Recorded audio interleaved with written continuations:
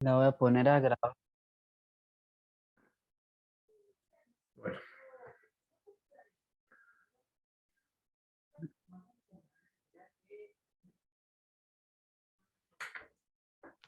Bueno, ya está con nosotros Vito de Palma, pues bueno, muy conocido en Latinoamérica por su labor como calchólogo en más de...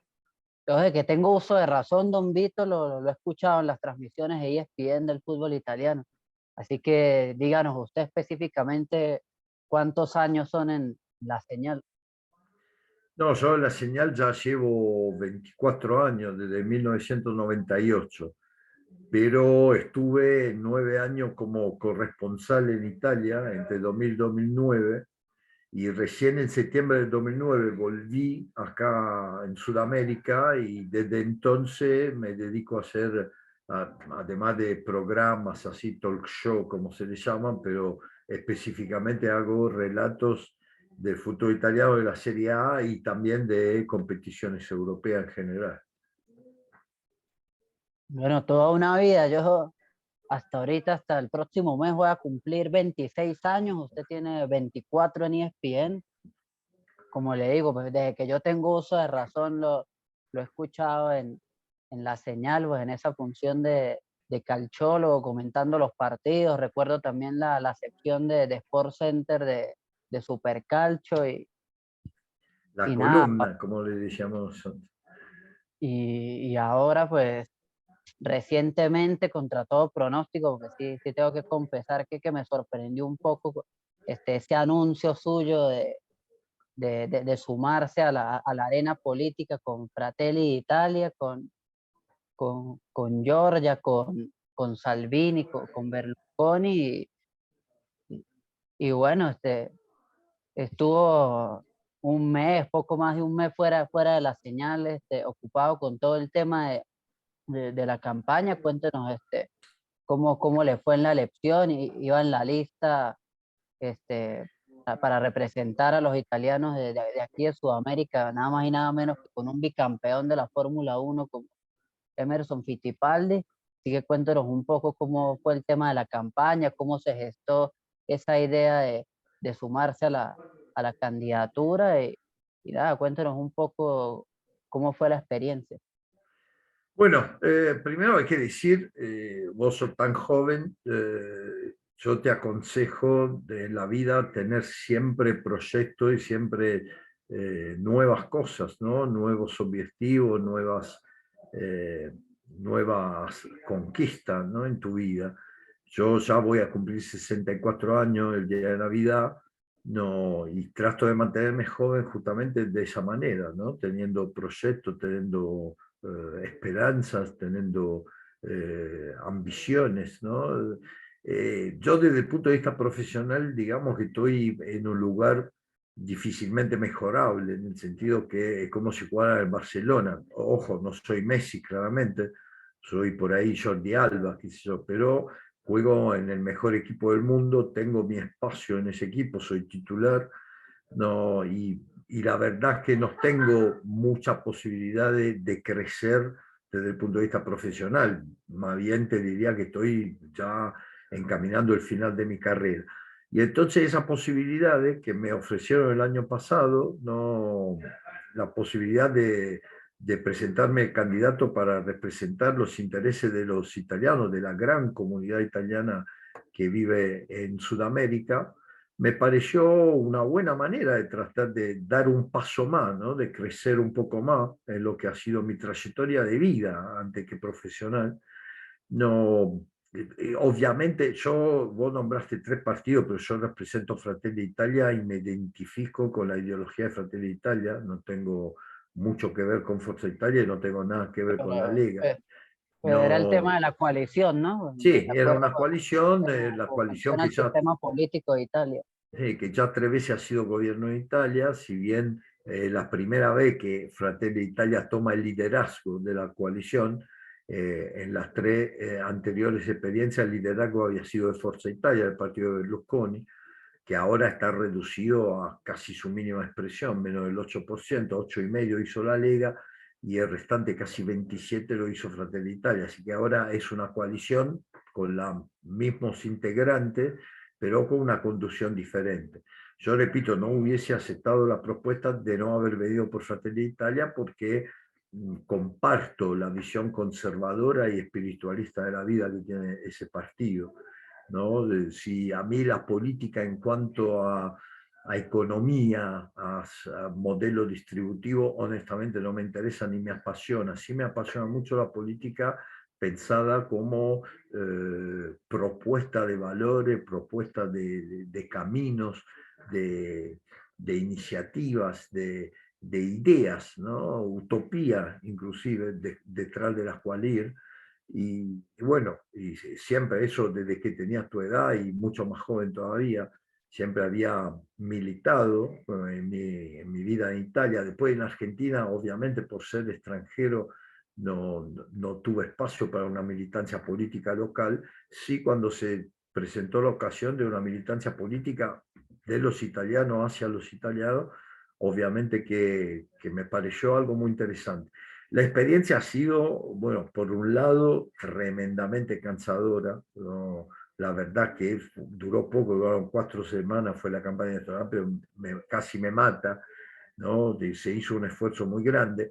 Digamos así que el partido no tiene una estructura en Sudamérica, se tuvo que trabajar especulando esencialmente sobre el tema de mi notoriedad, pero no ha sido tan fácil por los tiempos muy cortos a disposición, no ha sido muy fácil instalar la candidatura, es decir, yo como personaje estoy instalado en América Latina, pero como vos dijiste al comienzo, me sorprendí, ¿no? Con ver los candidatos. Bueno, muchos se sorprendieron cuando ya prácticamente la campaña había terminado, y por eso dentro de todo no hicimos más resultados, no se logra ingresar, acá se votaba un senador y 2 diputados, no se logra ingresar un diputado por 1.200 votos, que realmente sobre 1.800.000 que tienen derecho al voto en Sudamérica es una diferencia mínima, pagando un poco esto, ¿no? Pagando un poco la inexperiencia y el poco tiempo para instalar la candidatura. Igualmente fue un resultado más que digno, más que aceptable,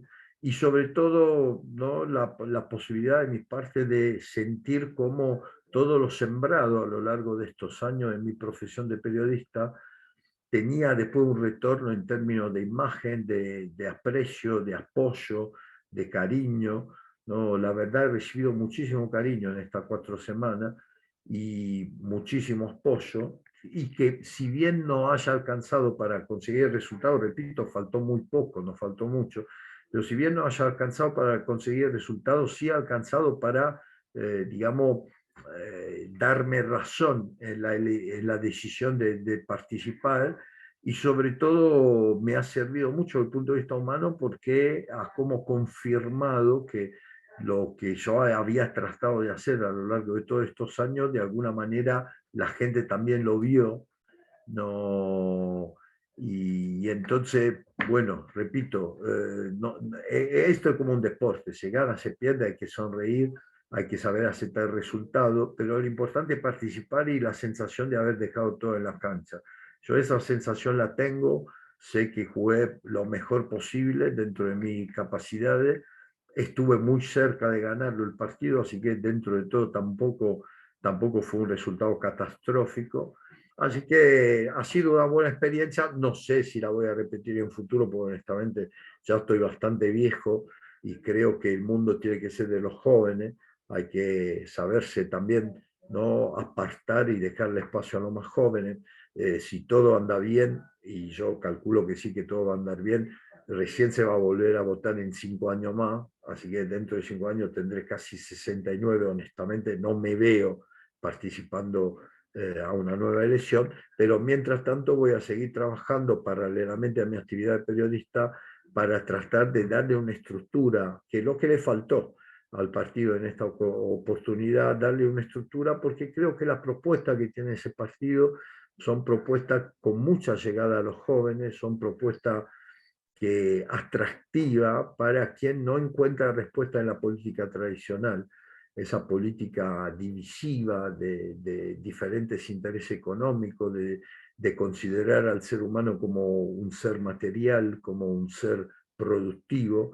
Yo creo que sobre todo los jóvenes están buscando otra valorización de su humanidad, están buscando otra, otros principios que no sean exclusivamente principios de carácter económico o material, sino que sean principios más profundos, que tengan que ver con los deberes y con el producto de los deberes, que son los derechos, que tengan que ver con las raíces, que tengan que ver con tener un norte claro hacia dónde marchar hacia el futuro, que tengan que ver con la unidad de intentos, porque creo que todos los jóvenes tienen muy claro que lo que ha hecho la política en los últimos, qué sé yo, 50 años ha sido dividir, y dividiendo los países, y en Latinoamérica tenemos una experiencia dramática de eso, dividiendo, ¿no? Al final el que pierde siempre la gente, porque siempre las cosas andan peor y peor y peor y parece no tener fin la caída.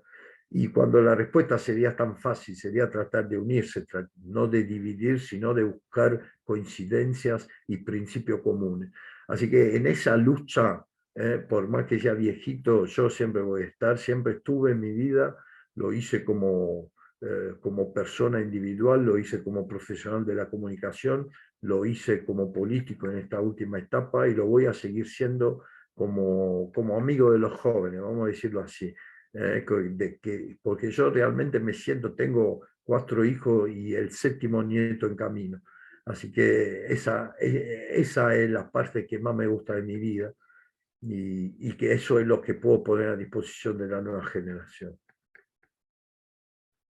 No, y don Vito, usted que hace énfasis con el tema de la juventud, yo como joven, pues justamente valoro esa valentía de sumarse a la batalla política, más importante aún a la batalla cultural, justamente en estos tiempos que corren de esta vorágine globalista en la que justamente se ataca el sentido común, la familia, las raíces, los valores, la ética, pues se valora que usted haya estado dispuesto a sumarse a esa batalla para defenderlos y que bueno, usted en particular no pudo lograr el objetivo, pero en macro sí el partido y sí Giorgia Meloni en particular sí pudo lograr una victoria aplastante porque bueno, revisando los números, solo con lo que sacó Fratelli Italia sumaba más votos que toda la coalición de izquierda. Así Exactamente. que Y mira, vos me decís, yo no pude lograr, pero dentro de todo, el hecho que ahora estemos hablando con vos de estos temas, con la elección ya terminada, de alguna manera también es un resultado positivo, ¿no? Porque, repito, se puede perder una batalla, pero lo que uno tiene que mirar es la guerra, ¿no? Y la guerra va a durar para siempre, porque siempre va a haber guerra entre las fuerzas que tratan de tirar el hombre hacia atrás y sí, entre la las batalla fuerzas cultural es eterna. es eterna y siempre estuvo y siempre estará y de alguna manera hace al crecimiento de la humanidad, ¿no? Porque es como cuando vos subís una escalera, en un momento el pie derecho está por arriba y después el pie izquierdo lo supera y después otra vez el pie derecho, pero el resultado final es que todo el cuerpo sube la escalera.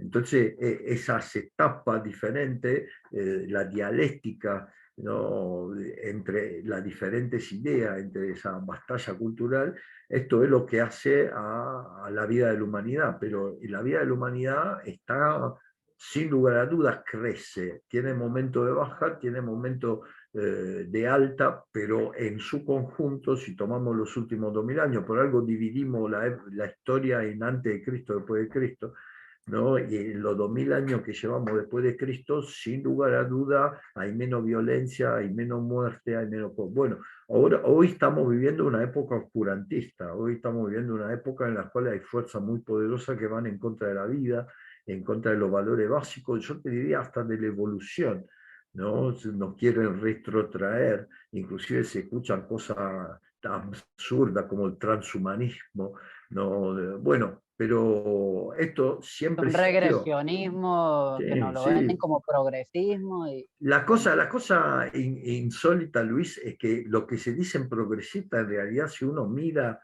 ¿no? La realidad histórica, son oscurantistas, ¿no? Van hacia la oscuridad, van hacia la retrocesión del ser humano. Todo lo que el ser humano ha ganado en su historia a través del arte, de la cultura, de la capacidad creativa, del amor, de la solidaridad, de la civilización, del respeto de la vida, ahora todo eso lo quieren retroceder, ¿no? Nos quieren masificar, nos quieren volver como si fuésemos realmente máquinas. El transhumanismo tiene que ver con transformar el hombre en un ser sin un alma, ¿no? Este transhumano que ellos ven está mucho más cerca de la bestia que del ángel. Y nosotros nos tenemos que proponer, por el contrario, de seguir el camino desde la bestia hacia el ángel. Sí, así es. Usted justamente comentaba el tema de, de esa obsesión del homo económico, de que los seres humanos seamos meros consumidores, meros clientes de las élites y de las grandes corporaciones y dejar de lado pues todo lo que nos hace lo que nos hace como seres humanos, ¿no? Que a fin de cuentas es Dios, la familia, nuestra comunidad, nuestra patria y bueno, es Pero por importante. eso, Luis, es muy importante que ustedes los jóvenes, bueno, siempre la juventud es la esperanza, es el futuro, ¿no? Pero en este caso específico, yo creo que ustedes los jóvenes están ubicados en una posición inmejorable, porque están viendo los desastres que hicieron nuestra generación, y yo me hago cargo, ¿eh? No, yo me hago absolutamente cargo de los errores de mi generación y de la generación siguiente, que corrió por detrás de un mito, el mito que la materia te podía hacer feliz, corrió detrás del mito de que la economía, la plata, el triunfo laboral, ¿no? El éxito. Bueno, mirá mi caso, ¿no? Yo puedo decir que mi vida ha sido un constante crecimiento en cuanto a lo profesional. Puedo afirmar tranquilamente que ha sido también un constante crecimiento en cuanto a lo económico. Pero si yo voy y me examino a mí mismo, y a mí la felicidad no me la dio ni lo profesional ni lo económico. Eso me dio alguna satisfacción, pero no me dio felicidad. Lo que me dio felicidad es mi familia. Lo que me dio felicidad son mis hijos y mi nieto.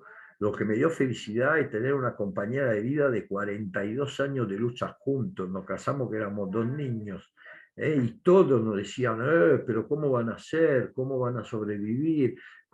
Y a los 27 años yo tenía 4 hijos y sobreviví, no solo sobreviví, sino que crecí, mejoré y esos hijos me han regalado nietos, ya tengo Vito de Palma Jr. Entonces yo como que voy a sobrevivir, no voy a sobrevivir a través de mi trabajo o a través de la plata que puedo acumular, voy a sobrevivir porque ya tengo mi anónimo Vito de Palma Jr. En línea de sangre, así como mi padre Francesco tuvo a mi hijo Francesco, a su nieto, y espero que ese Vito, cuando tenga un hijo, lo llame Francesco para seguir esa tradición familiar, que no es una cosa banal de nombre, no es cuestión de decir Vito, Francesco, Vito como si fuese un juego, sino es el sentido profundo de las raíces, el sentido profundo de decir que hay como una planta que crece a partir de sus raíces, que sigue dando fruto y que sigue manteniendo esa tradición, que sabe que viene desde lejos. Imagínate que esa tradición nosotros en familia la tenemos ya de 8 generaciones.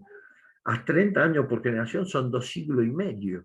Es decir, es algo que se remonta, yo estoy cumpliendo la voluntad de alguien que vivió 2 siglos y medio atrás y que propuso esa manera, quizá banal, pero esa manera de decir, bueno, somos los de Palma, tenemos esa tradición familiar, seguimos creciendo en ese sentido.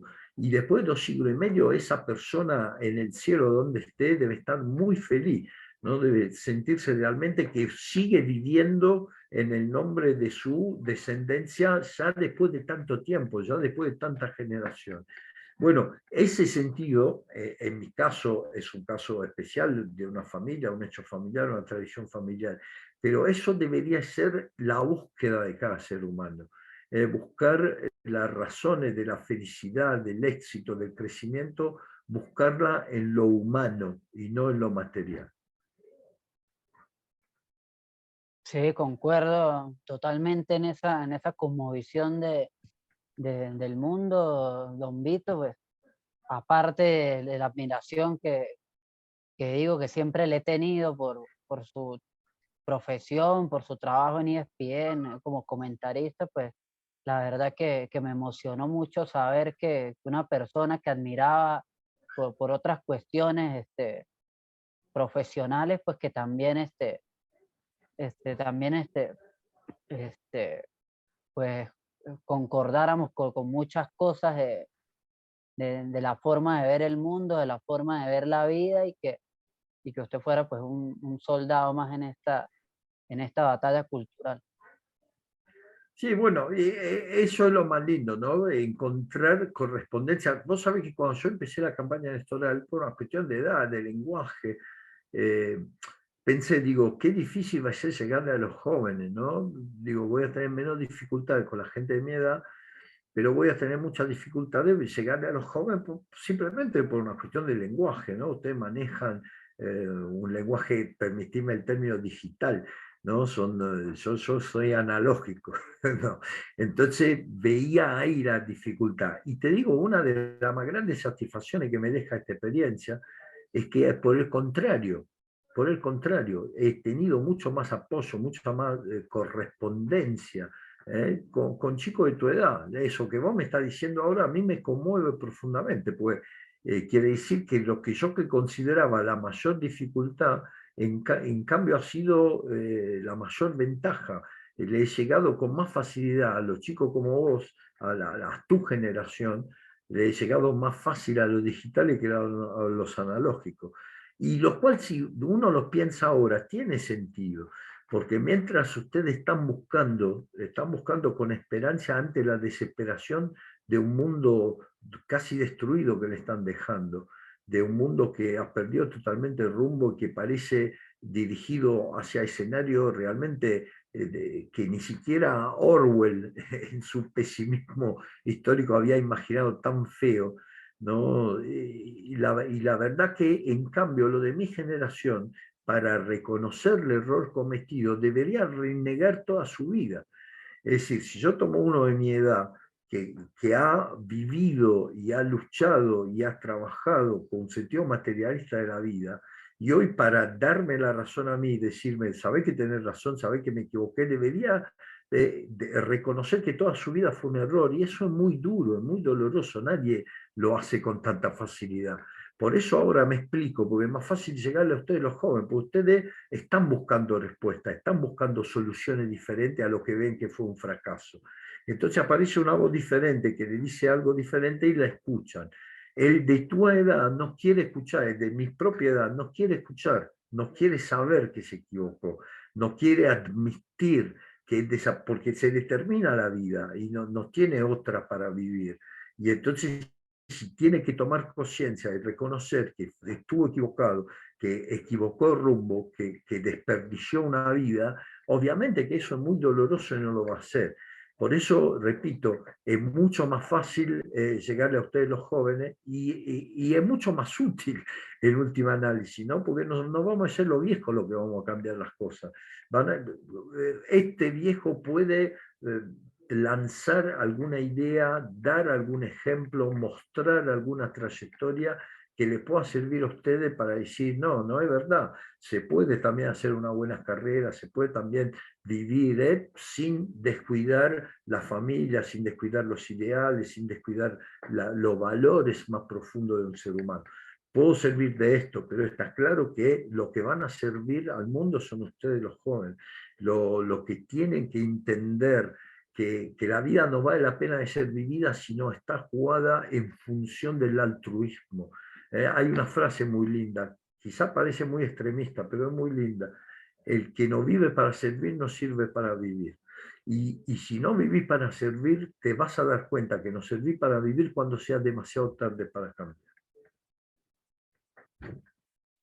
Sí, concuerdo, don Vito, en la profundidad, pues en lo que busca el significado de esa frase, mejor dicho. Don Vito, antes de entrar en el tema de Giorgia Meloni, de preguntarle por cómo cree que va a gobernar, cómo cree que su partido pueda sacar adelante a un país como Italia, que lleva, pues, podríamos decir que décadas estancado en lo económico, en lo geopolítico, perdiendo mucha influencia y demás. Que quería preguntarle en lo particular si ya usted, con sus dichos pues, en esta charla y en otras tantas que ha tenido últimamente, pues ha dejado más que clara su postura conservadora, su forma de pensar, pero la empresa para la que usted trabaja, creo que es muy evidente también su postura política, ¿no? Que es ESPN barra Disney, una de las corporaciones quizás más progresistas que hay hoy por hoy a nivel mundial. Algún ejecutivo de ESPN, de Disney, en algún momento le quiso echar para atrás su candidatura, le dijo, No, no queremos no, no, que no, se nos sí, asocie con la ultraderecha y ese discurso progresista que suelen no, manejar. tengo que decir sinceramente, ¿no? Primero que en la compañía en la cual trabajo no se hace política. ¿Eh? Yo nunca he tenido en 24 años de experiencia, nunca he tenido ningún tipo de bajada de línea en cuanto a lo político. No, y ni me dijeron que era una cosa obvia que lo hubiese hecho yo sin necesidad de tomarme vacaciones, ¿no? Primero porque evidentemente la campaña electoral era incompatible por una cuestión de tiempos con la actividad profesional y también yo lo hubiese hecho por una simple cuestión de respeto hacia mi adversario, ¿no? No hubiese sido... Hay otros que han seguido trabajando en televisión, no le ha importado nada. Yo honestamente no me parecía justo, hubiese sido como hay una definición que aprovechamiento de una situación dominante. ¿No? Es algo inmoral, que yo no vendo el alma al diablo, no, de ninguna manera. No hubiese aprovechado de una situación de trabajo para hacerme campaña, absolutamente. No me parece correcto, no lo hubiese hecho. De cualquier manera, ahí sí no hubo ningún inconveniente, hablamos con la empresa, me tomé vacaciones a otras cosas. Por suerte que la campaña fue muy corta, ¿no? Porque si sido más larga no me podía tomar 3 meses de vacaciones, pero fueron 3 semanas, no hubo mayor problema.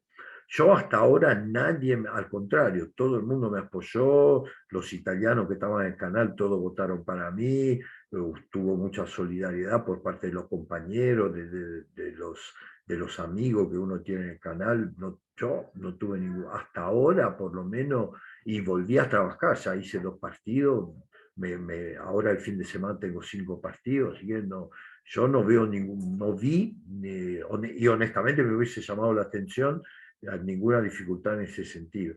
En las compañías no se hace política, en la compañía se trabaja y los méritos son de trabajo, uno trata de trabajar lo mejor que puede, pero no he tenido ningún tipo de inconveniente. Repito además que en estas corporaciones tan grandes, ¿no? Inevitablemente después están representados todos los diferentes costados de la política, de la ideología, porque si una corporación solo tuviese que darle trabajo a los que piensan igual que ellos, evidentemente estaría resignando la posibilidad de contar con buenos profesionales. En el momento en el cual el profesional hace su trabajo y no se mete con otro tema, repito, yo hago partidos. Siempre durante los partidos, si ustedes me escuchan, yo hablo de Italia, yo hablo de la belleza de Italia, de la grandeza de Italia, de las excelencias que tiene Italia. Siempre lo hice porque amo mi país y porque realmente es la verdad. No estoy inventando nada, ¿no? Y mucha gente se apasiona con la descripción de las ciudades o de las comidas típicas de algún lugar y eso. Pero al contrario, eso a mí la empresa siempre me lo alentó. Muy por el contrario, nunca me dijeron, no hable y tal, no, al contrario, me decían, metele más datos, tratar de atraspar la gente, de fascinarla con la enorme belleza que tiene Italia. Así que no, la verdad te voy a decir, correctísima la empresa, nunca me hizo un problema. Bueno, muy bueno saberlo, don Vito. Siempre en el momento de la campaña tuve esa duda, ¿no? De si lo habían dejado, pues, total libertad de que usted ejerciera su campaña política y demás, porque sí Quiero se está aclararte, viendo. quiero aclararte algo, Luis, ¿no? Que también hay que mirar esto. En la campaña electoral que yo hice en Sudamérica, de ideológico había muy poco. Es decir, nosotros la campaña electoral que hicimos en Sudamérica, más allá de haber hablado con algunos influencers y hablado de la ideología general del partido, pero en realidad la campaña electoral, si vos mirás los folletos que yo estuve distribuyendo, hablaban de problemas concretos: la defensa de ius sanguinis, el mejoramiento del trabajo de los consulados, la propagación de la cultura italiana a través de cursos de idioma online gratuito, la posibilidad de que los italianos que viven en el exterior puedan aplicar a los lugares de trabajo que se necesitan en Italia. Italia hace poco tuvo que buscar 1000 médicos, ¿no? Porque el tema de la vacuna había dejado, en Italia se dijo que el médico no se había vacunado no podía trabajar. Y entonces esto dejó casi muchas guardias, muchas estructuras sin cobertura. Y tuvieron que buscar de urgencia 1000 médicos. Y lo fueron a buscar en Taiwán, en Bahrein, en Cuba. Y yo decía, ¿por qué no lo vinieron a buscar acá en Latinoamérica? ¿Por qué no lo vinieron a buscar acá? Y hay 60 millones de personas con sangre italiana, con apellido italiano. No, hay 6 millones de personas que tienen pasaporte italiano. ¿Por qué no lo vinieron a buscar entre los italianos? Bueno, estos fueron los temas de campaña electoral, ¿no? La posibilidad de reforzar el sentido de italianidad, de pertenencia a la comunidad italiana al exterior, la facilidad desde el punto de vista práctico, ¿no? Los trámites consulares, la renovación de pasaporte, que los turnos no fuesen tan extensos, que fuese más fácil, menos costoso. De eso se estuvo hablando. Así que en ese tipo de campaña tampoco que nadie me podía decir nada, porque no se habló de ideología de género, ni se habló. No, bueno, esto, repito, tiene que ver más bien con la ideología del partido, pero un partido está en Italia, yo estoy en Argentina, así que honestamente no veo de dónde hubiese podido surgir algún tipo de problema. Don Vito, y en dado caso que hubiese sido electo, ¿iba a tener que dejar de lado su trabajo en ESPN o tranquilamente podía convivir con las dos labores? Mira, desde el punto de vista de la ley italiana, el parlamentario electo tiene derecho a seguir su actividad cuando la actividad no tenga eh, conflicto de interés con la actividad del parlamentario. Así que en el caso del periodista, por ejemplo, no hay ningún tipo de problema, se puede seguir trabajando tranquilamente. Así que desde el punto de vista legal hubiese podido seguir. Desde el punto de vista práctico hubiese sido muy difícil tener los ritmos de trabajo que tengo ahora. Ahora yo tengo un tipo de contrato que prevé una cantidad de, de presencias a lo largo del contrato, que obviamente teniendo que viajar casi toda la semana a Italia hubiese sido muy difícil cumplir. Yo obviamente no lo hablé antes porque no tenía sentido antes de conocer los resultados, pero de haber sido elegido hubiese hablado con las autoridades del canal proponiéndole de cambiar contrato, de hacer un contrato, qué sé yo, un Sí, que par en vez de hacer 5 partidos por sí, semana, un par de uno o dos. partidos por fin de semana, por ahí por remoto, si estaba en Italia, con la pandemia trabajamos muchas veces por remoto. De hecho, al día de hoy tenemos tanto producto, ¿no? Tanto campeonato, tanto torneo, que muchas veces se trabaja desde casa. ¿No? Algunos de nosotros tratamos de ir porque mejor estar en el lugar, estar al lado del compañero que relata, pero a veces yo, por ejemplo, el lunes tengo que hacer un programa, el show de los goles de Italia, y lo hago desde mi casa. Así que, bueno, las propuestas que yo le hubiese hecho al canal, no sé si la iban a aceptar, obviamente, no se pudo establecer, pero hubiese sido esta, ¿no? De seguir trabajando por ahí, personalmente cuando estaba en Argentina o por remoto cuando estaba en Italia, con un poco menos de carga de trabajo, pero seguir teniendo una presencia. De todas maneras, Luis, hay unas cosas que es una cosa clarísima. Periodista se nace y periodista se muere. Y yo empecé el periodismo tarde, empecé a los 36 años, así que había nacido periodista, pero recién pude hacerlo a los 36. No, y aunque no trabaje nunca más en periodista, moriré como periodista, porque ser periodista es una mentalidad. Ser periodista es una forma de pensar, es una forma de ser, una forma de relacionarse a la vida y a los hechos de la realidad. Y eso no se pierde nunca. Y aunque hubiese sido elegido, la legislatura terminaba en 5 años, hubiese tenido 68 y nadie me impedía de seguir trabajando después de los 68. Tengo colegas prestigiosísimos como Quique Wolf, por ejemplo, que tiene más de 70 y sigue trabajando. Así que no, la verdad no me puse el problema al momento de aceptar la candidatura, era algo que iba a ver después, no, pero repito, profesionalmente, la profesionalidad que uno tiene no se puede ir porque circunstancialmente está haciendo algo diferente. No, periodista se nace y periodista se Ay, ya muere. yo lo he escuchado a usted alguna vez decir que le pide a los productores de ESPN que lo pongan a hacer la mayor cantidad de partidos, porque igual usted lo va a ver en su Sí. casa y Si no lo hago, lo miro, así que me da lo mismo, prefiero hacerlo, me divierto más. No, a veces cansador, he llegado a hacer 4 partidos en un día, cuando vos haces 4 partidos en un día, y solo, aparte yo lo preparo y lo preparo muy bien. De hecho, hoy es jueves, voy a cortar con vos, yo tengo 2 partidos el sábado, 3 partidos el domingo, y cuando corte con vos, ya ayer empecé a trabajar y hoy voy a seguir trabajando, porque por ejemplo, hago Inter-Roma, entonces me voy a buscar en YouTube los últimos 10 encuentros, me voy a mirar todos los goles, casi todo lo recuerdo, pero refrescar la memoria nunca está mal. Dice, ¿de qué sirve eso? Bueno, sirve que por ahí es un gol igual o similar, o una jugada similar, vos podés decir, bueno, hace 5 años el señor tal hizo el gol tal con una jugada muy similar. En nuestro trabajo es esto, sobre todo en televisión, usted, el espectador, está viendo, entonces yo no le puedo contar lo que ya está viendo, si no me vuelvo inútil.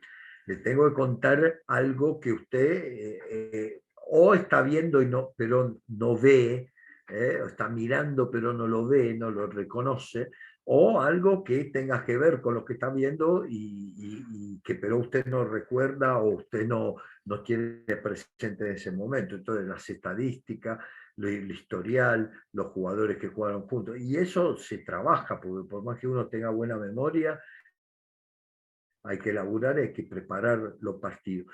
Entonces, cuando te toca hacer 4 partidos en un día, que me has tocado, y la verdad que al final vos llegás al cuarto partido, un poco se te cruzan los cables. Es decir, hay estadística que vos ya no te acordás de qué partido era. No, por eso yo escribo todo. Entonces, yo cuando voy a trabajar llevo los equipos siempre, los datos estadísticos de todos los jugadores, y llevo un papel como un resumen, eh, un, yo lo llamo curiosidad, ¿no? Son todas las curiosidades que están alrededor del partido, la cantidad de veces que el referí dirigió a ese equipo, la cantidad de veces que un entrenador se enfrentó con ese rival o con ese entrenador rival, y así todos esos datos yo los llevo por escrito porque no se puede confiar demasiado en la memoria, siempre hay que tener papel y sobre todo cuando hace diferentes partidos el mismo día, corres el riesgo si vas puramente a memoria de confundir. Así que es importante tener el material. Pero es duro porque cuando uno lo hace con seriedad, cuando uno lo hace con empeño, y 4 partidos en un día te rompen la cabeza. Pero yo repito, yo prefiero hacerlo y no mirarlo en casa. No. no, y con lo entretenido e igualado que está el calcio esta temporada, pues dan más ganas dan de ver la mayor cantidad de partidos posibles. Ya quisiera más adelante que nos enfocáramos meramente en el tema fútbol, fútbol italiano, pero volviendo a lo estrictamente político, quisiera saber su opinión de esta postura, de cómo la izquierda se ha adueñado del poder mediático, que de una forma que cuando hay elecciones en cualquier país y gana la izquierda, pues nada, ganó la izquierda y hay que dejarlos gobernar y que gobiernen tranquilos y demás, pero que no sea cosa que gane un partido de derecha como pasó este fin de semana en Italia, porque se encienden las alarmas, la ultraderecha, fascista, etcétera, etcétera, etcétera. ¿Qué opinión le genera ese dominio mediático de la izquierda? Es parte de un relato.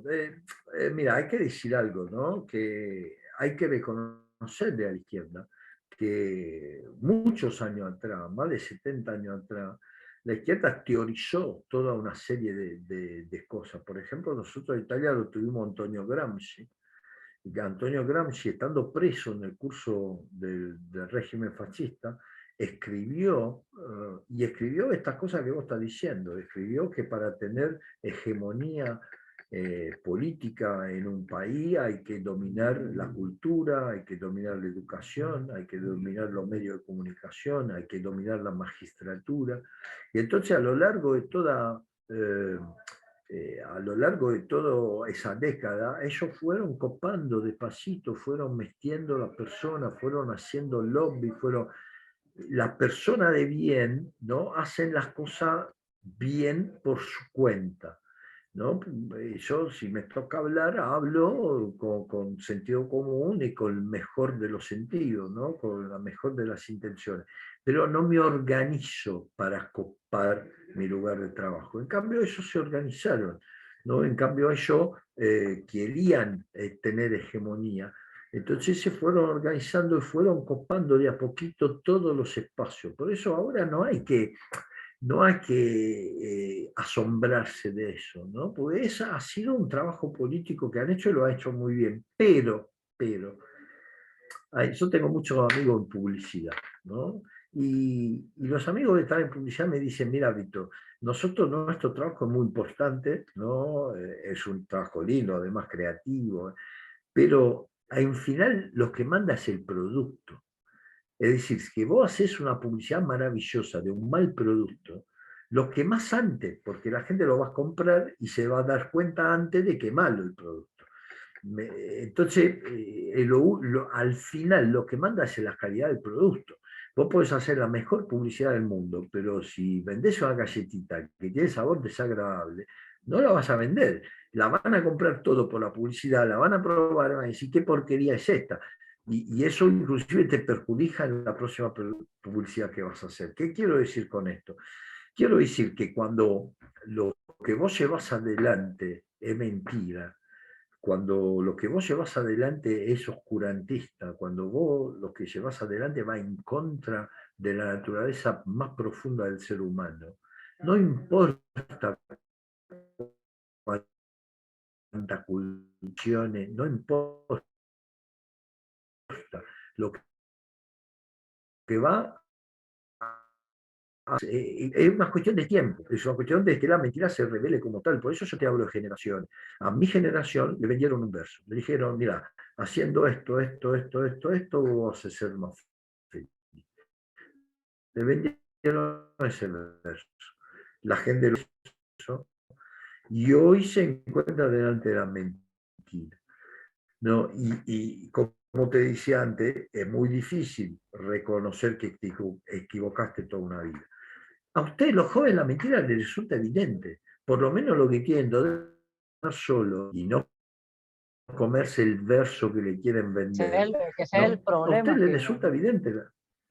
mucha gente, a las masas, al rebaño, les cuesta pensar, se llevar de todo el poder mediático de la televisión, Pero de los antes Luis, influencers, de la Luis, radio. ante la infelicidad. Mira, si hay algo que vos sos joven, todavía quizás no pueda ni siquiera entenderlo, porque estas son cosas que vienen con la experiencia. Pero cuando vos llegás a una cierta... Lo que hace a lo negativo es todo lo que vos hiciste que no sirvió para eso, que al contrario, que fue en dirección contraria. Y después, una vez que hiciste este balance, también vas a buscar responsabilidades.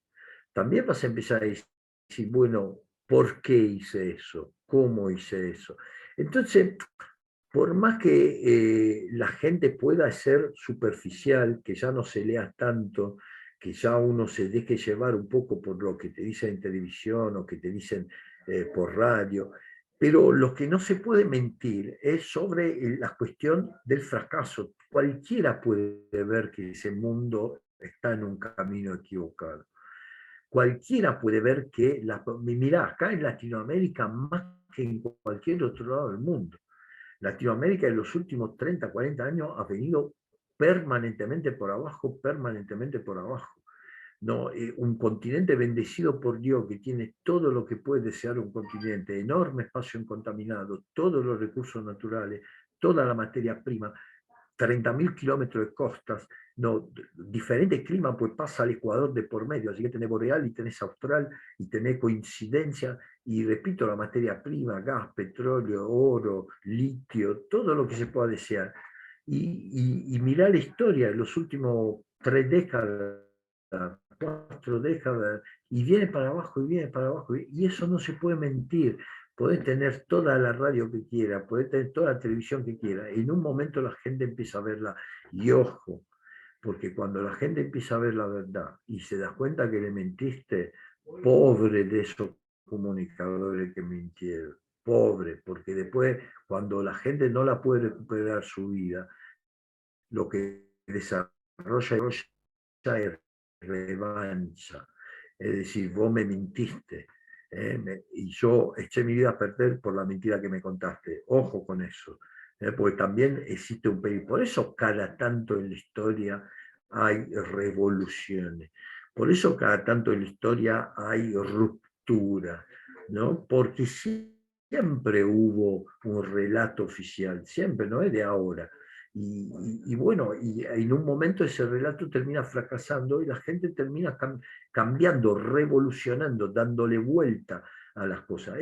Es la historia de la humanidad y siempre va a ser así. Este es un momento en el cual, como dice la Giorgia Meloni, no hablamos de ella, una predestinada sin lugar a Ya duda, vamos a hablar, ya vamos Giorgia a hablar. dice, la única manera de ser revolucionario hoy por hoy es ser conservador, ¿no? E ir a buscar los valores que se han trastocado totalmente. Bueno, para ser revolucionado, para revolucionar esta mala realidad que estamos viendo, la única manera es ir a buscar de vuelta, eh, ser conservador, ir a buscar la tradición, ir a buscar las raíces.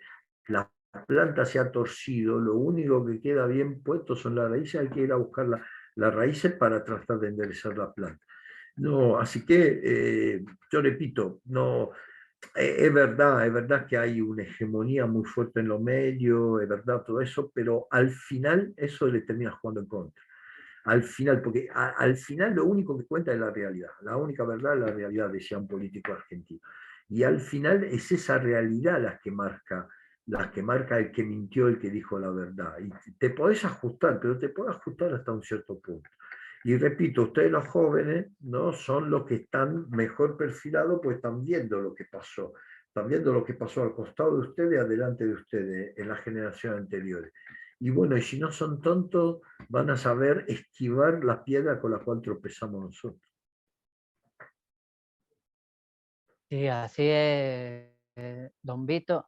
Ya que mencionaba a Georgia, pues bueno, háblenos de Georgia, qué esperar de su gobierno. Podemos esperar una Italia que de a poco vaya soltando de las cadenas de la Unión Europea, una Italia que recupere prestigio, que recupere el poder que ha perdido, tanto económico como a nivel de influencia cultural en las últimas décadas. Mira, entonces vamos a hablar primero de Giorgia. Giorgia es una predestinada, ha sido la diputada más joven de la historia de Italia, ha sido la ministra más joven de la historia de Italia, ahora va a ser la primer ministro mujer en la historia de Italia. Así que todo te muestra que esta chica era una predestinada, una chica que tiene como su principal valor la coherencia, ¿no? Está muy firmemente agarrada de sus valores, de su principio, tiene una línea clara y siempre se mantuvo a esa línea, no hizo nunca política por el poder, al contrario, tuvo ofrecimiento y lo rechazó para poder mantener su línea, así que esa coherencia es lo que los italianos ahora premian.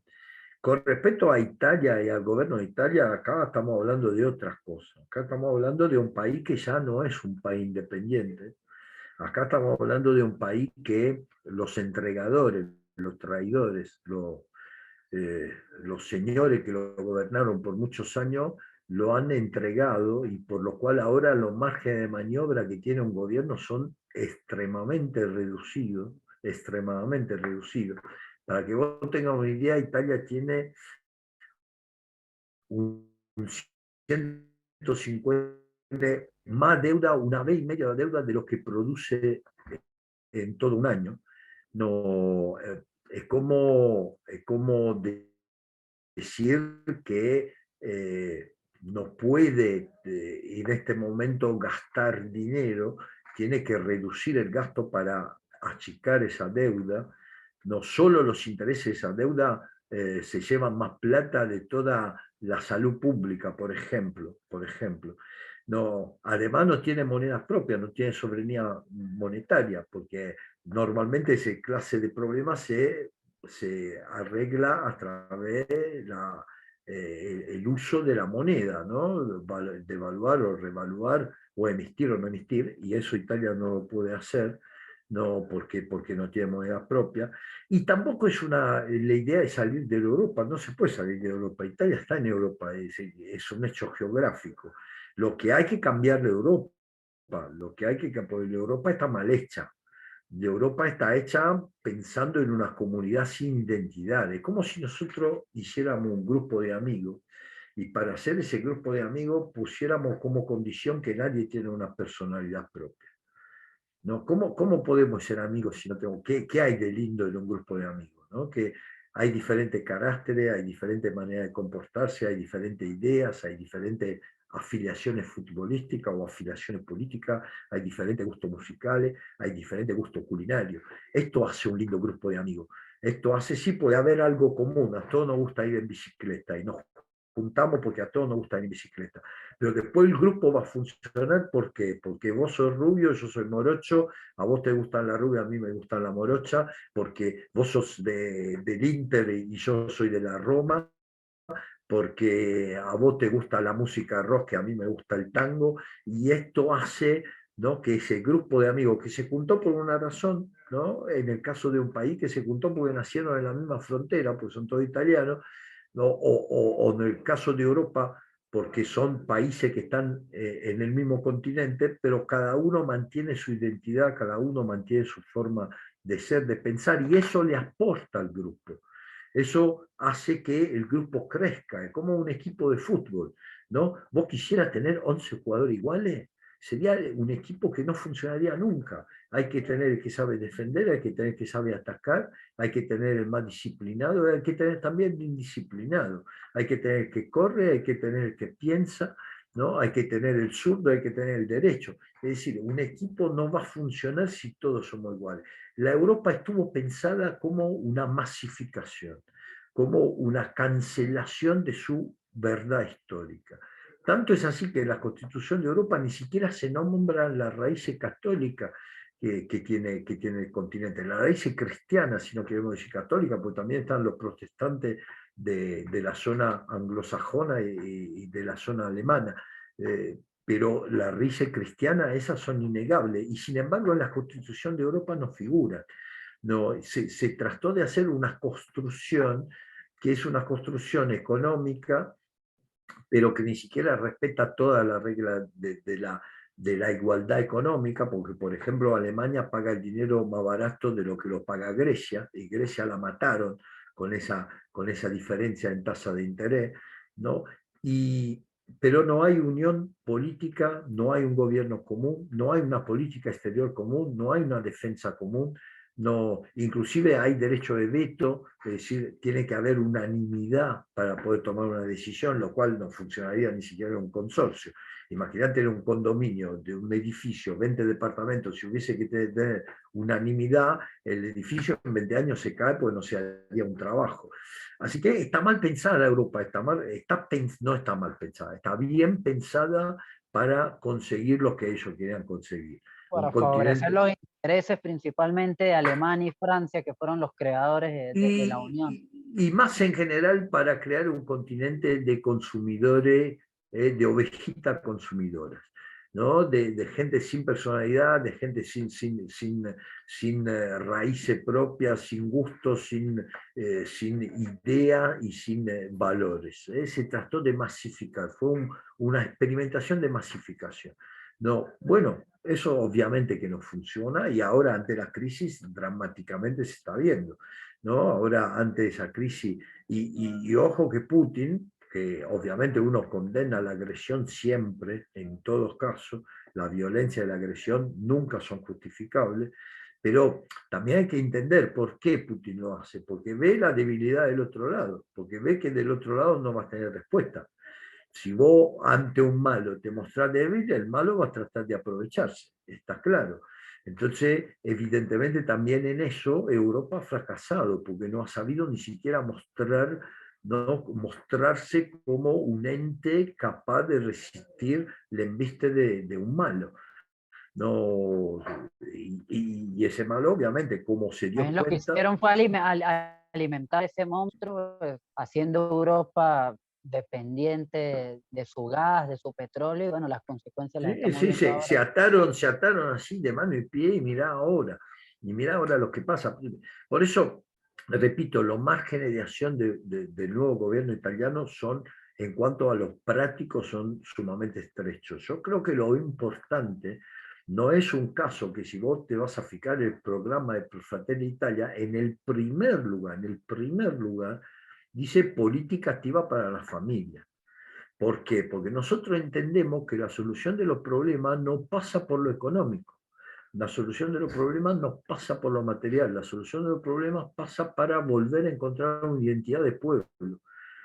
La solución de los problemas pasa por volver a encontrar una unidad, que no sea una unidad política como la grande coalición alemana, ¿no? O como ha sido el último gobierno Draghi, en el cual era una unión de sillones, de repartica de lugares de poder, sino una unión del pueblo, de la dirección del sentido común de un pueblo. Los pueblos hacen milagros, hacen cosas extraordinarias cuando algún líder logra indicarle un camino común.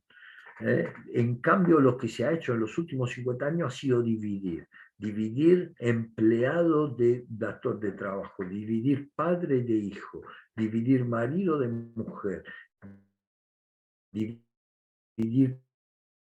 La política de los últimos 50 años ha sido tratar de dividir la sociedad, tratar de enfrentar, mors tua vita mea, te tenés que morir vos para que yo pueda vivir. Y eso trae las consecuencias que trae el continente que está en problemas gravísimos. No, ahora la solución es buscar por otro camino, buscar por otro lado. Obviamente es un tema generacional. Así como tardaron una generación en destrozar todo, vamos a tardar una generación en volver a construir. Lo importante es que se ponga en primera política activa para la familia. Es la primera política activa para el trabajo. No, ¿y cuáles son las políticas activas para el trabajo?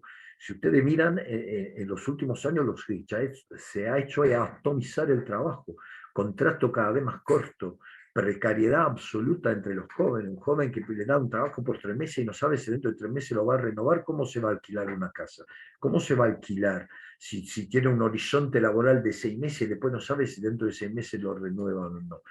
Y así ha sido todo. Por eso hay que empezar a revertir todo eso, ¿no? Darle centralidad a la familia, que es la célula básica de ese organismo que se llama sociedad, darle centralidad absoluta al trabajo, estabilidad al trabajo, sobre todo los jóvenes, porque los jóvenes son los que van a construir. Y si no tienen estabilidad trabajar, ¿con qué van a construir? ¿Cómo van a formar una familia? ¿Cómo van a comprar una vivienda si no tienen un horizonte de trabajo seguro? Así que bueno, lo importante es que el gobierno tiene claro esos puntos y empieza por esos puntos. Ahora, sería una mentira burda y sería una ilusión pura pensar que eso se pueda revertir. Un trabajo de destrucción que dura desde el año 70, cuando se votó la ley del divorcio en Italia, el año 70. Del 70 para acá, 52 años, pensar que se pueda revertir el desastre de 52 años en 5 años de gobierno Meloni, es una mentira. Yo no te la voy a decir esta mentira. Sí es importante que se ponga esa semillita, que se indique, que la brújula indique el norte, que despacito que empiece a marchar en la dirección correcta, que se revierta la caída, que se frene la caída y se empiece a mirar hacia dónde hay que ir. Esto yo creo que el gobierno de Meloni lo puede hacer. Sí, bueno, es importante eso que usted acota, teniendo en cuenta que prácticamente el 80% de la soberanía de los países europeos se la entregaron a la Unión y lo que usted comenta, ¿no? Es un poco y nada el margen de maniobra que tienen para poder legislar, para poder hacer, hacer los cambios importantes, las reformas importantes y bueno, el tema de la mayoría absoluta, tanto en la Cámara Alta como en la Cámara Baja, puede ayudar a que la coalición, como usted dice, empiece a, a dejar esa semilla y que a poco vaya germinando. Italia a poco vaya dejando de ser dependiente de la Unión, Mira, vaya. Luis, para ir cerrando, porque ya se hizo un poco tarde para mí. En Italia, si no tenés mayoría absoluta en ambas cámaras, no podés gobernar, porque Italia no es un régimen presidencialista, es un régimen parlamentario. Entonces, ahora el presidente de la nación, que es una figura institucional, como si fuese el rey de Inglaterra, que no tiene un poder ejecutivo, sino es el representante de las instituciones, ahora va a darle el cargo de formar el gobierno a la persona, al representante del partido que haya sacado mayoría, que es Giorgia Meloni. Después de lo cual Giorgia Meloni tiene que presentar una lista de ministros, ¿no? Formar una alianza, en este caso con la propia coalición que ganó las elecciones, que no va a ser fácil y automático, porque a cada uno hay que darle algo, que van a querer ministerio, van a querer Tienen que negociar. obviamente, después de lo cual, una vez que tenés eso, te presentás a las cámaras y bueno, ahí tenés que tener mayoría en ambas cámaras para poder gobernar. Esto seguramente va a ser así, no, pero después habrá que ver las dificultades que se encuentran por el camino, los obstáculos, hay una guerra en curso, una guerra que lamentablemente podría degenerar en cualquier momento. De ayer la noticia que Putin amenaza con el uso de armas nucleares tácticas, que evidentemente, por más que sean táctica quiere decir que son armas nucleares de campo de batalla, es decir, con un alcance de 10, 15 kilómetros, no más de eso. Pero de cualquier manera, si se llegara a usar lo nuclear en el corazón de Europa, está claro que eso traería consecuencias dramáticas, y porque por más débil y por más eh, sin alma que sea la Europa, no podía aceptar una cosa de ese tipo. Así que hay en este momento una serie de problemas reales de los poderes, los alcances de un gobierno italiano. Por lo pronto hay que estar pensando en Italia, por lo pronto hay que estar pensando en lo que se puede hacer para Italia, que es muchísimo, y bueno, y esperar que esa crisis internacional encuentre muy pronto una solución, porque de cualquier manera eso puede dejar una cicatriz casi indeleble. Lamentablemente los problemas económicos, la inflación, además viene esa guerra después de 2 años de pandemia que habían sido ya un problema gravísimo desde lo económico, desde lo social, y enseguida cuando se estaba un poquito recuperando el tejido económico y social de todo el continente, aparece esta guerra, aparece este conflicto. Ni siquiera hay que hablar de guerra, porque acá hay que hablar de agresión. Esa fue una agresión unilateral, obviamente el agredito trata de defenderse, pero fue una agresión, no es una guerra declarada por ambos, sino es una agresión de uno contra el otro que ahora está tratando de defenderse.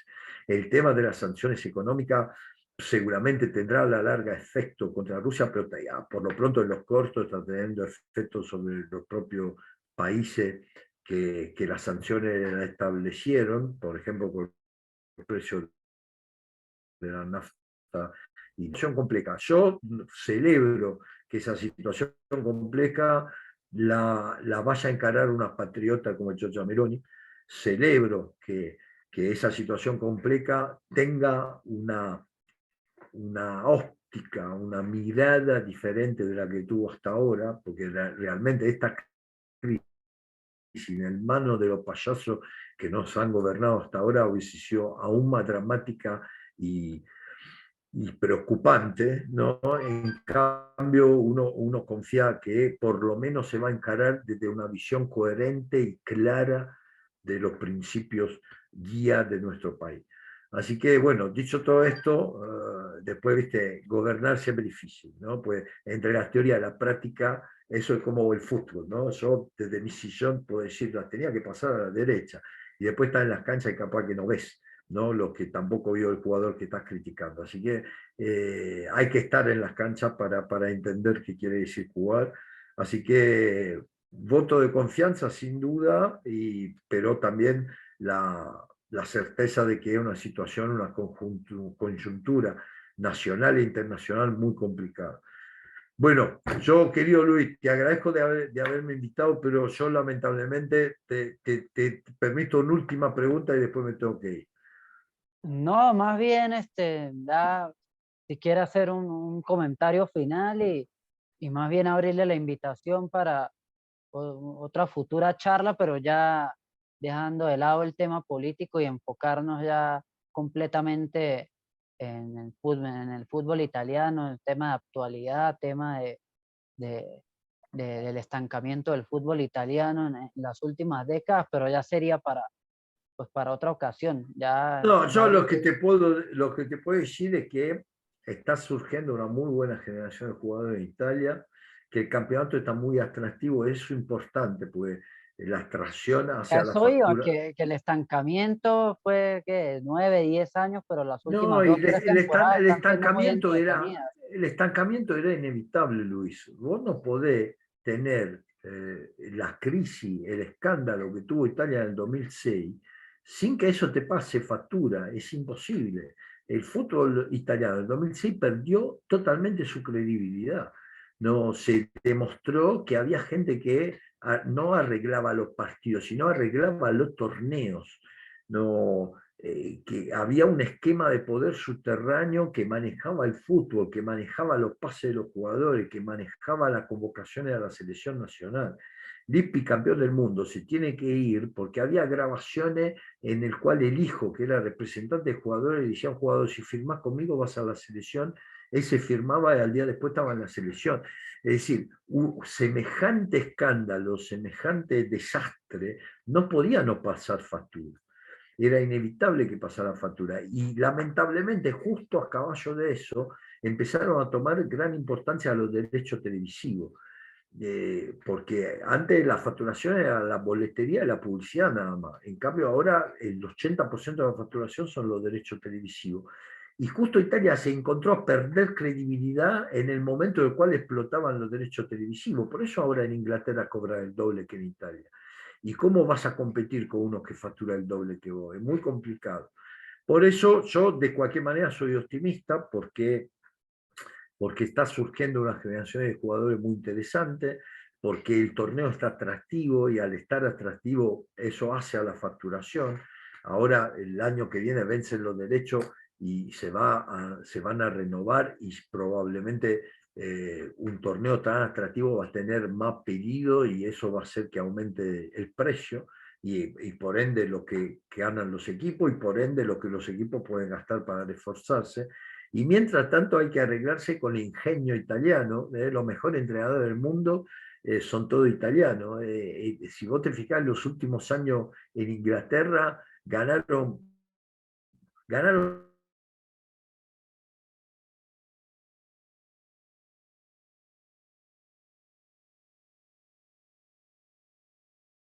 Ancelotti, Para todos los firmar. italianos que acaba de firmar, addirittura ganó Di Matteo, un desconocido, y ganó la primera Champions League con Chelsea. Ancelotti es el entrenador más exitoso de la historia, el único que ha ganado en todos los campeonatos, el único que ha ganado 4 Champions League con 2 equipos diferentes, habiendo ganado la Champions también como jugador. Es decir, esto ha sido siempre la gran capacidad de los italianos, el ingenio táctico. Vos fíjate, inventamos nosotros la línea de 3, ahora en Inglaterra juegan todo con línea de 3. Es decir, y lo contratan a Conte porque es un especialista de la línea de 3. Así que esto es Italia. El símbolo de Italia es la pizza. Si vos lo pensás bien, ¿la pizza qué es? La pizza es 250 gramos de harina, un poco de aceite, un poco de tomate, un poco de queso, por ahí una anchoa, qué sé yo. y listo. Si vos llevas eso a una mesa con 4 hijos, te van a decir qué pobre que somos, ¿no? Pero si le pones un poco de ingenio, amasás, le desparramás el tomate, le pones la mozzarella, le pones la anchoa, la metés en el horno y llamás, chicos, hay pizza, vienen corriendo felices. Y es la misma cosa, es la misma pobreza, pero presentada de manera atractiva. El fútbol italiano siempre, el símbolo del fútbol italiano fue la pizza, el ingenio para transformar la pobreza en victoria. Y bueno, y yo confío en ese ingenio y confío que muy pronto Italia va a volver a estar en los primeros Sí, yo planos. creo que No, más ya los antes que tiempos estar. peores pasaron, ya estamos Sí, viendo en no Italia tengo un duda. campeonato sumamente entretenido a nivel de selecciones. No se entiende cómo Italia no clasificó al Mundial, porque nombre por nombre Bueno, eso porque tiene, elegimos mal entrenador. tiene un, Pero bueno, tiene una eso, selección de eso está. jugadores brillantes, un campeonato sumamente entretenido que sin duda alguna es el mejor hoy por hoy a nivel europeo y a nivel mundial después de la Premier, a nivel de competitividad, a nivel de nuevos talentos. No, y bueno, y yo te digo que también en Europa, el baile que le dio el Napoli el otro día al Liverpool, es decir, estamos hablando de que llegó tercero en Italia con que llegó segundo en Inglaterra y le pegó un baile Ay, que impresionante. Inter, Eh, la Champions pasada, estuvo a esto también de eliminar a Liverpool en octavos. por eso te digo, ya se están achicando la distancia, ya se están achicando la distancia y paulatinamente se van a terminar de achicar. Así que yo creo que el momento peor ya pasó y ahora hay que mirar hacia adelante, hay que hacer ojalá que ese gobierno, ya que hablábamos de política, le dé fuerte impulso al tema de las canchas, que es fundamental, y también es fundamental que Italia vuelva a producir infraestructura. La última cancha que hicieron fueron en el Mundial 90, después solo Juventus se hizo su propia cancha. No, así que es importante que ahora empiezan los trabajos al Franchi de Florencia, es importante es importante también porque hay que crear lugares de trabajo, si no gastás, si no invertís, no producís trabajo.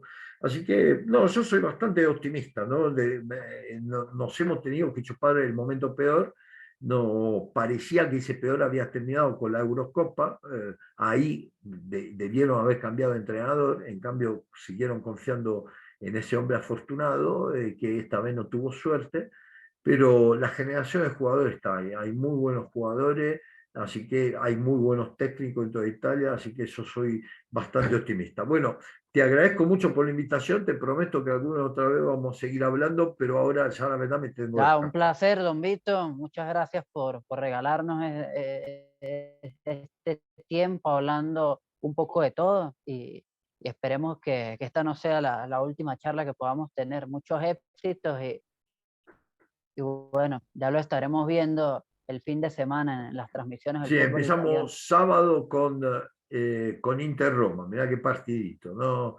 Así que ahí vamos a estar. Bueno, un fuerte abrazo. Hasta luego, don Vito.